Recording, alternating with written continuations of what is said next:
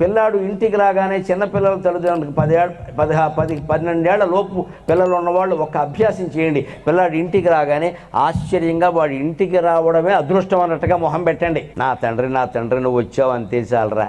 అమ్మ ఇవాళ బడిలో ఏం జరిగిందంటే ఏం జరిగిందిరా అని చెప్పేసి భారతంలో రామాయణంలో ఘట్టం విన్నంత ఆసక్తిగా వినాలి. చెప్పావులే సోది ట్యూషన్కి వెళ్ళిపో అనకూడదు. ఇక్కడ రాగానే అవి ఇవి చెప్పొద్దని చెప్పానా? ఎవరికి చెప్తారమ్మా? నీకు చెప్పకపోతే తల్లి చేయాలి. ఆ బ్యాగ్ తీసుకుని అక్కడ బారేసి ఏంటన్నా ఏం జరిగింది? వాడు చెప్పిన కథ అంతా భగవద్గీత విన్నంత ఆశ్చర్యకరంగా వినాలి. ఇలా చెబితే కలిగే ప్రయోజనం చెబుతున్నాను నేను.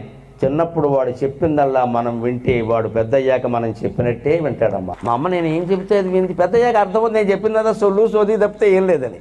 అయినా మా అమ్మ ఓపికగా ఉంది. మా నాన్నగారు పెద్ద ఆఫీసర్, ఆయన కూడా ఒళ్ళో కూర్చోపెట్టుకుని దశరథ మహారాజు రాముడు కబుర్లు విన్నట్టుగా విన్నాడు. మా నాన్న ఎంత గొప్పవాడు అని ఆయన కూడా అలాగే ఉంటాడండి. ఎందుకింత అద్భుతమైన వ్యవస్థను మనం కోల్పోతున్నాం? దీనికి రూపాయి ఖర్చు లేదే.